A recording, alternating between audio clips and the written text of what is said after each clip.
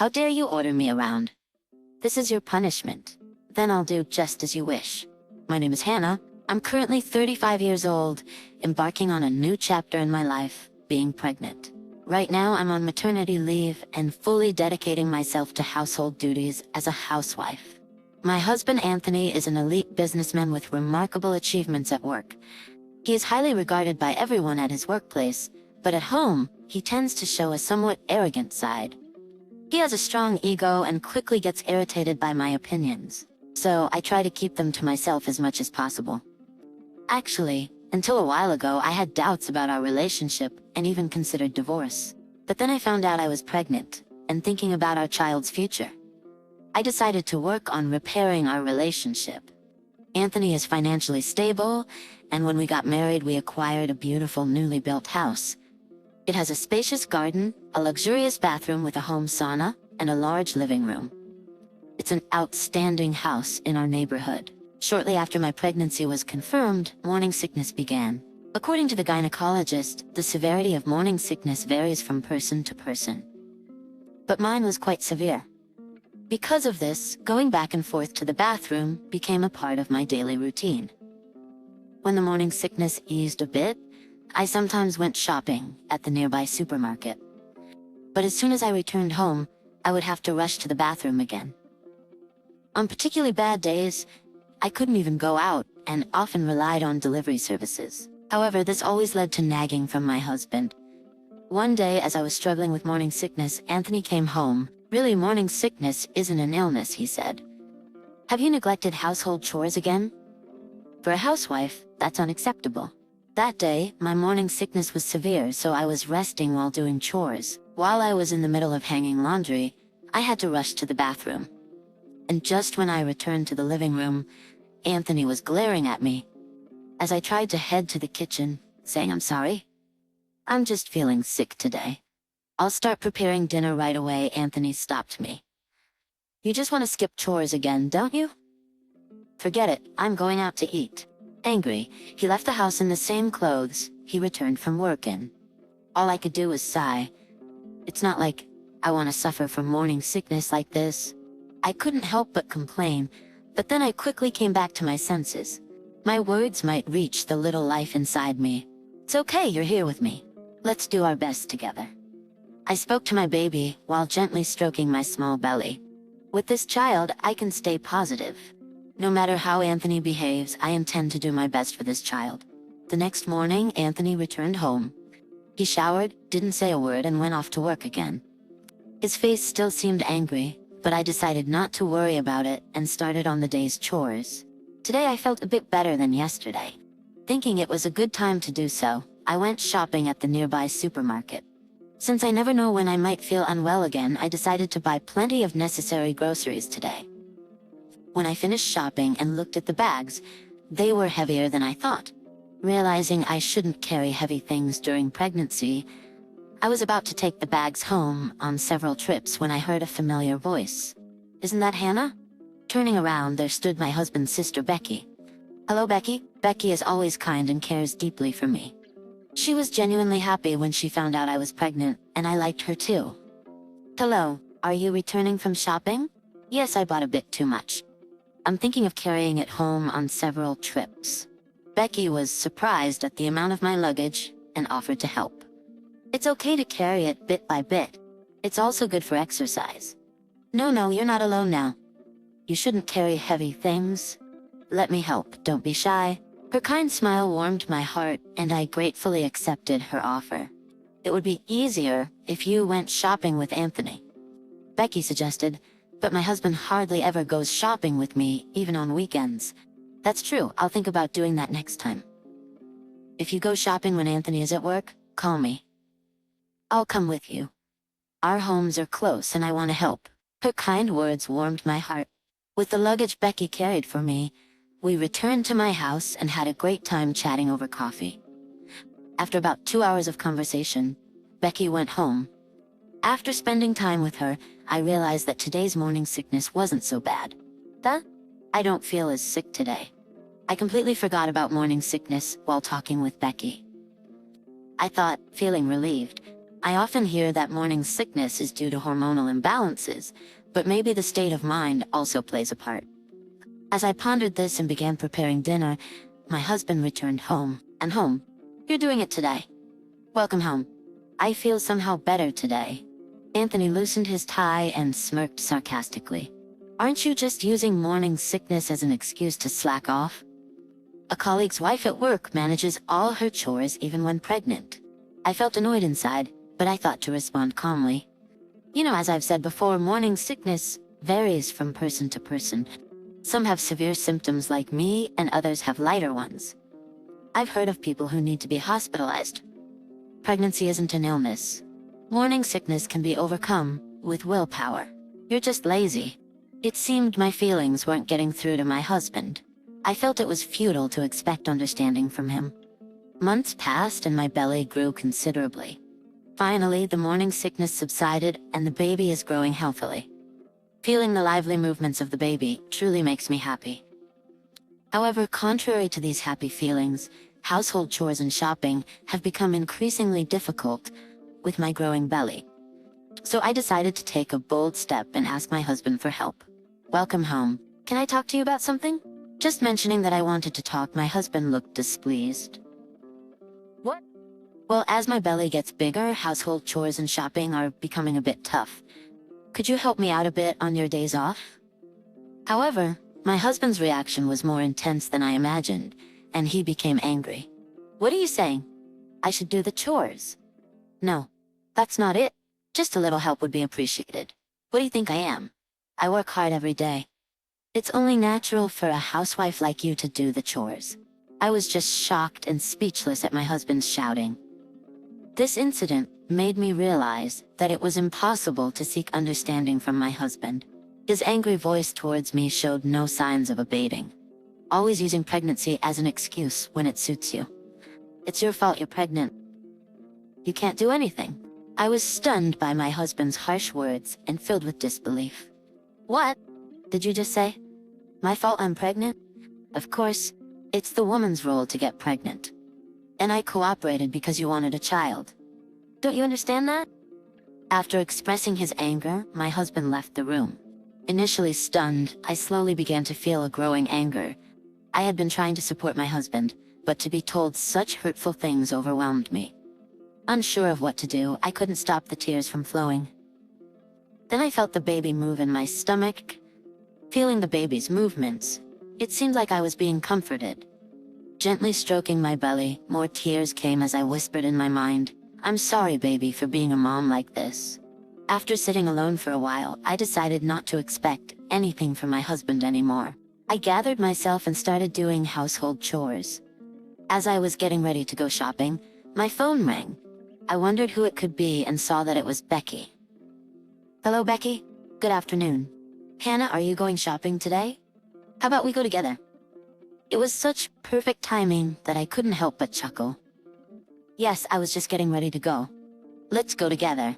Soon after, Becky arrived in her car and we went to the supermarket together.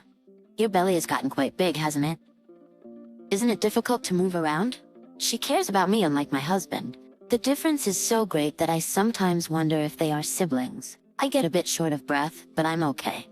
Right? But it's proof that the baby is growing healthily. Hey, little one. Can't wait to see you, healthy and active. As Becky spoke gently to my belly, the baby kicked as if responding. Maybe the baby is responding. Baby, can you hear your aunt's voice? Becky said with a laugh. After arriving at the supermarket, we shopped together and then decided to have coffee at my house as usual. Our post-shopping coffee time has become a routine, hasn't it? But Hannah, don't overdo it. I'm fine, just a bit tired from being on the move. Becky looked at me with concern, despite my smiling response. Are you okay, Hannah? You look a bit tired. Oh, do I? Maybe I've been working a bit too hard on the housework. I tried to laugh it off, but Becky's expression quickly turned worried. I was surprised to find tears flowing from my eyes without realizing it, and quickly wiped them away. What's wrong? Did something happen? I'm here to listen. If you want to talk, overwhelmed by her kindness, my emotions spilled over and I couldn't stop crying. Becky gently rubbed my back until I calmed down. I'm sorry. I'm okay now. After a while, Becky reassured me again. You don't have to talk if it's hard, but if you want to share something, I'm here to listen. I hesitated, but decided to tell her everything about what had been happening with my husband. I could see Becky's expression turning angrier as she listened. That Anthony, I thought, should I give him a piece of my mind? I was shocked and quickly stopped her. It's okay now, I said. Just being able to talk about it and have someone listen has helped a lot. It's not okay at all, Becky replied. I'll handle it. What? You're gonna handle it, Becky? I asked. Becky looked serious and somewhat apologetic. I'm sorry, Hannah. I'm sorry you had to go through this because of my brother. But thank you for telling me. You've been enduring it all by yourself. It must have been hard. Her kind words brought tears to my eyes again. I regretted not talking to her sooner. I'll follow up on this, so don't worry, everything will be okay. Grateful for Becky's willingness to go to such lengths for me, I decided to rely on her words without hesitation. One day my husband Anthony came home earlier than usual. When I heard his gentle "I'm home," I did a double take. He's usually so cold, but today he seemed different. When I responded with "Welcome back," Anthony smiled brightly and made a surprising suggestion. Hey, we need a break too, don't we? Let's go to Hawaii before the baby is born to refresh ourselves. I couldn't believe my ears. Anthony, usually so curt and quick to anger, was making this offer. I found it strange and suspicious rather than being happy. What's going on? I asked. This is so sudden. I've been thinking, Anthony said. Maybe I've been too harsh on you lately. I've been busy with work and took it out on you. I'm sorry. It was rare for Anthony to apologize so openly, and I was a bit taken aback. The trip sounded wonderful, but I couldn't shake a weird sense of unease. What's wrong? Anthony asked. Don't you want to go? I invited you on this trip as a token of my appreciation, he continued. Seeing me hesitant, Anthony looked disappointed.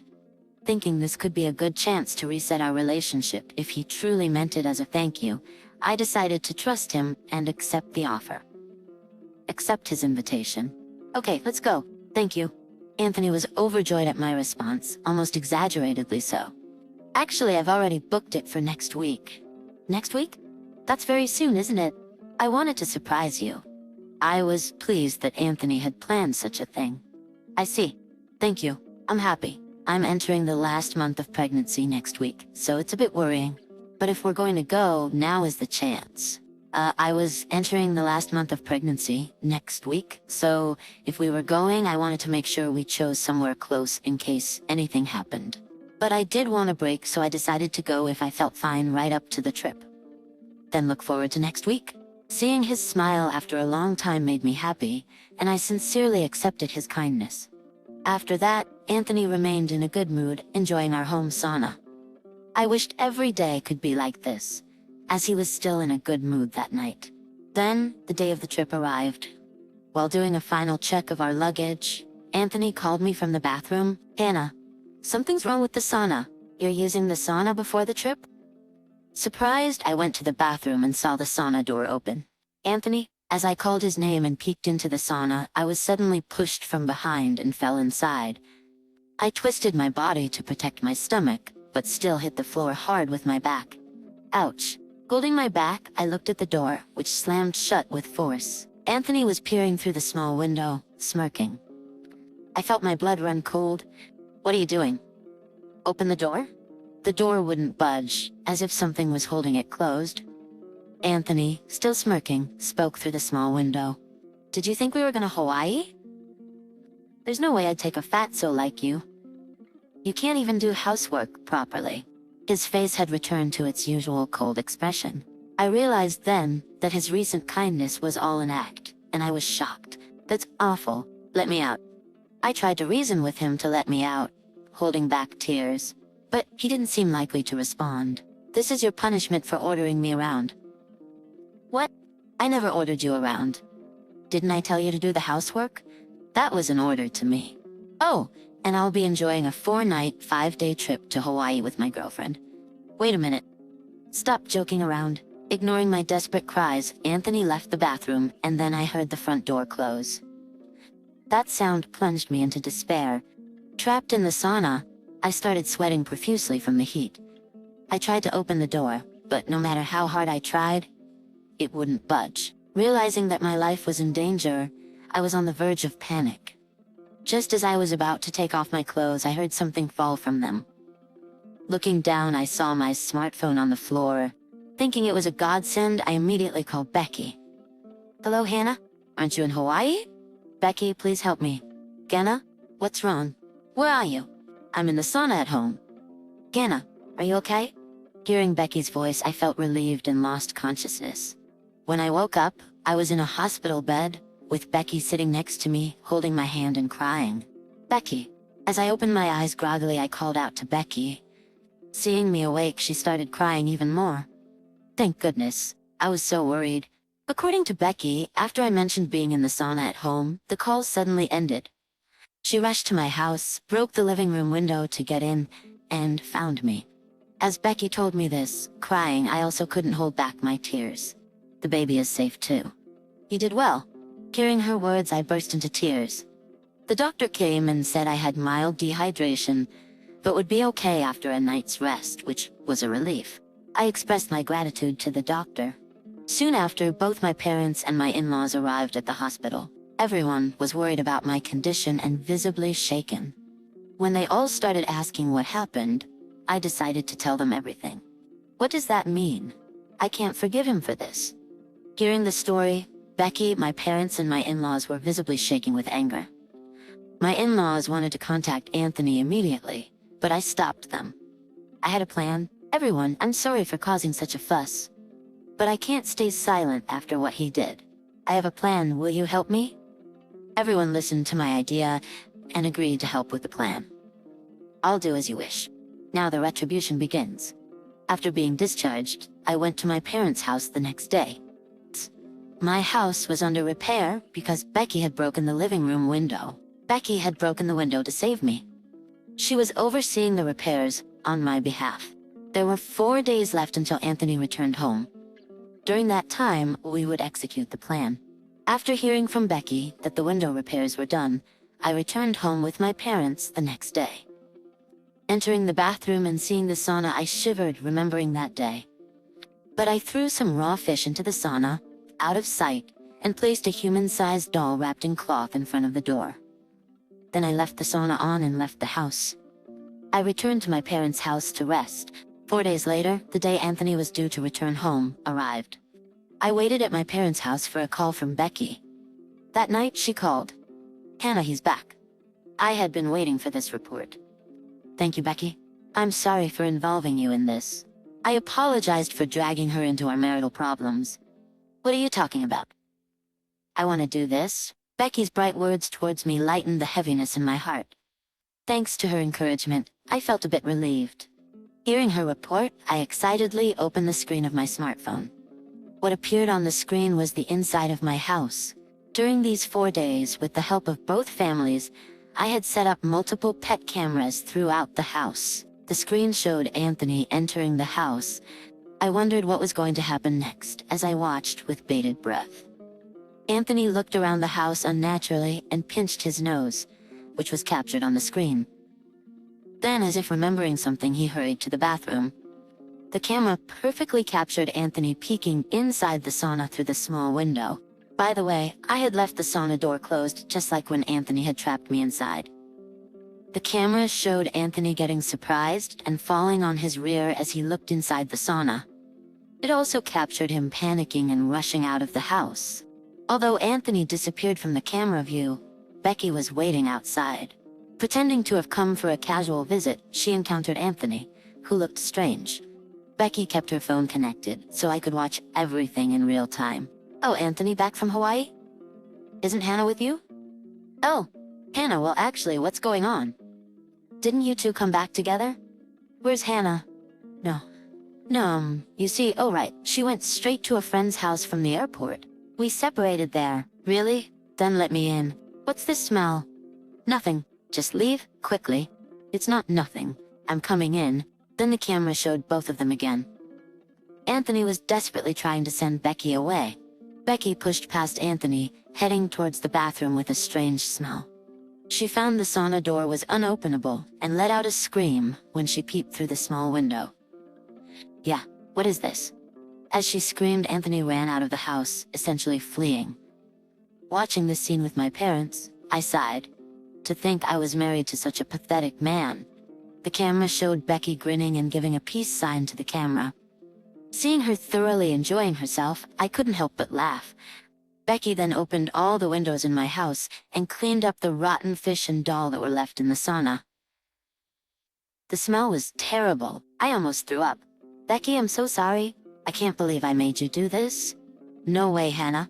I couldn't let you do this alone. Cough. But for now, he must believe the doll was you. Thinking I could have died if I had been trapped in the sauna, and knowing Anthony was aware of this, we decided to play this little act to fulfill his wish. Later, my in-laws contacted Anthony saying, "We heard from Becky what's going on. You didn't do something terrible to Hannah, did you?" When I first mentioned punishing my husband, they said they couldn't deceive their son. But eventually they offered their help, which I gratefully accepted. Anthony was panicked. He needed to learn his lesson. My in-laws seemed to enjoy it as much as Becky did. It made me wonder if they were similar because they're family. According to them, Anthony was saying, "I don't know anything. It's not my fault." I turned off my phone to pretend I was trapped in the sauna. The communication with Becky and my in-laws was through my parents' phone. Surely, my phone must have had many missed calls from Anthony by now. Then my parents called Anthony, but he didn't answer. They also contacted his office, but surprisingly, Anthony hadn't shown up at work either. On the contrary, he said he wanted to make contact. This confirmed that Anthony genuinely believed he had caused an incident. Of course, there's no doubt that the incident did occur. After that, Anthony went missing and didn't return home, and Becky was looking for him. The search for Anthony was to get him to agree to the next stage of the divorce. A few days later, Becky found Anthony. As expected, he was with his mistress. Becky caught him on the spot and took him to his parents' house. Upon hearing this, my parents and I also headed to his parents' house. However, since Anthony likely thought I was dead, I decided to stay on the second floor of his parents' house and watch the discussion downstairs. I had pet cameras, which I used in my house, installed at his parents' house. I also monitored the situation through my smartphone. Similarly, Becky kept her phone on call so that we could hear the conversation. When the camera was turned on, what appeared on the screen was the moment Becky slapped Anthony. Becky slapped him hard and Anthony stumbled and fell from the impact. I couldn't help but think about her unexpected strength. "What the hell are you thinking? Where have you been all this time?" Anthony just sat there silently, looking down. "Do you realize the terrible thing you've done to Hannah? Say something." Anthony just sat on the floor, looking down, not saying a word. Becky slapped him again. It seems better not to make Becky angry. My parents watched silently. No, I was just giving her a lesson. "A lesson? What you did is a crime. I didn't think it would turn out like this. You thought nothing would happen after locking her in a sauna for 4 nights and 5 days? You know, it could be life-threatening. You deserve to be punished." "What do you mean? Are you going to turn your son into the police?" "I didn't mean any harm. After what you did, you can't say you didn't mean harm." Father-in-law's scolding made Anthony fall silent. Then my parents spoke. "We're cutting ties with you, so please sign this." "What? A divorce paper?" My father had taken out a divorce paper. The purpose today was to get Anthony to sign it. "But Anna is already dead, isn't she? Just sign it quickly. You have no right to make excuses now." Quietly prompted by my mother, Anthony reluctantly filled it out. "But the assets are mine, right?" Upon hearing this, Becky slapped Anthony again. Even in this situation, all you can think about is money. Unbelievable. Well, Hannah is gone. I need the money because I want to remarry my girlfriend. The atmosphere in the room tensed up at Anthony's words about remarriage. I watched his behavior in disbelief as I reached for a drink and momentarily looked away from the phone. I heard a loud thud. When I quickly looked back, I saw my father-in-law had hit Anthony. "We're cutting ties with you. Marry whoever you want, but never come back to this house again." I had never seen my father-in-law so furiously angry. It's frightening when a normally gentle person gets angry. Why me? Why do I have to suffer like this?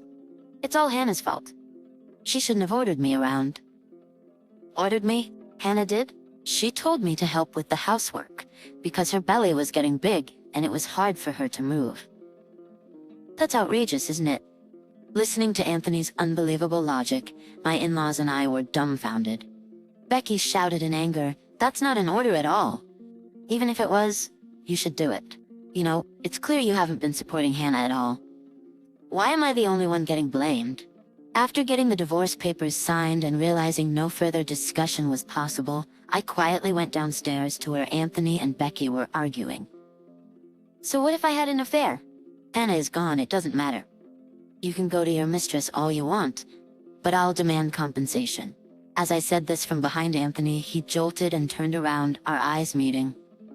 He collapsed on the spot as if his legs had given out. How are you here?" he stammered. "Why wouldn't I be? It's a family discussion. I have to participate." Anthony looked utterly confused and pale. "Hannah, is this enough for you?" I thanked everyone. "This is more than enough." The trembling Anthony started to speak.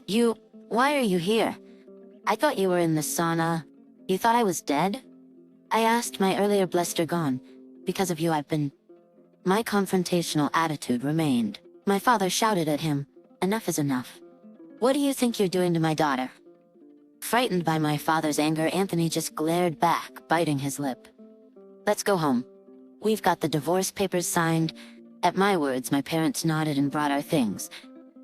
"Mother, Father, Becky, thank you so much for today." My parents and I thanked the in-laws, then left for our home. The next day I received a call from the detective agency. They had gathered evidence of Anthony's affair while he was away. The agency did a thorough job, and I had all the evidence I needed for the affair.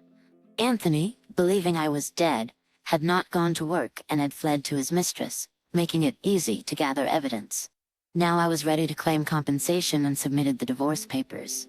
I then went to the lawyer's office, handed over the evidence collected by the detective agency, and requested them to claim child support and compensation. The evidence was solid, so they could act quickly. I considered filing a police report, but out of respect for my in-laws, I decided against it. A few days later, my lawyer consulted me, saying that Anthony wanted to talk. I hesitated but agreed to meet once, with my lawyer's consent. The meeting was set for a week later and I attended, heavily pregnant. On the day of the meeting, to my surprise, Anthony came with his mistress. I thought this would expedite the discussion. As soon as the meeting began, Anthony spoke. "I lost my job because of you. I can't find work now and you're asking for alimony? That's too much. I won't pay child support since I'm not seeing the child. The compensation claim is entirely justified, given the ample evidence of infidelity. Child support isn't contingent on visiting rights. It's a right the child is entitled to. I couldn't go to work because I thought Hannah was dead. Isn't she responsible for me losing my job? Why did you think Hannah was dead?" Of course, I would think that if someone was in a sauna for 5 days, right? So you knowingly locked Hannah in the sauna, aware it could be life-threatening? Are you admitting to committing a crime? No, that's not it. What I did was just a little punishment. No, that's not punishment. It's unquestionably a crime. And you lost your job because you ran away and hid, right? After what happened, how could I go to work? When you realized the situation, you should have called an ambulance and gone to the police. The fact that you couldn't go to work is your problem. Therefore, it's not a reason to avoid paying compensation. This exchange left Anthony speechless, ending the conversation. His mistress, initially smirking, turned pale after the lawyer's rebuttal. "Say something, will you? You are all eager to silence my wife?" Anthony turned to his mistress for help, but she, upon seeing me, was startled and couldn't say a word. "Hannah has said she'll refrain from filing a complaint if you pay compensation and child support. What will you do?" At the lawyer's words, Anthony's demeanor changed. "Is that true? Isn't that right, Hannah?" "Yes, but that's out of consideration for the in-laws, not you. If you don't agree to compensation and child support, I will file a complaint." Anthony hastily accepted my offer. Subsequently, both parties paid the compensation, and child support was also settled. Anthony lost his job for repeated unauthorized absences while on the run, and was quickly fired from his new job too. Unable to let go of his pride as an elite, he now scrapes by with odd jobs and his mistress's meager income. The mistress, who was initially after Anthony's money, has grown tired of him, but remains with him, unable to oppose his tyranny. The night of that meeting, my labor started and I rushed to the hospital, contacting both the in-laws and Becky. Although Anthony and I were divorced and now strangers, I still wanted to inform the in-laws who were looking forward to the baby's birth. A few hours later, I gave birth to a healthy baby boy. Both mother and child were well, and my parents, in-laws, and Becky greeted us with tears. Seeing them, I couldn't help but laugh. Despite everything, my relationship with the in-laws continues, and they occasionally visit to see the child. Seeing my child surrounded by so much love, I feel incredibly happy.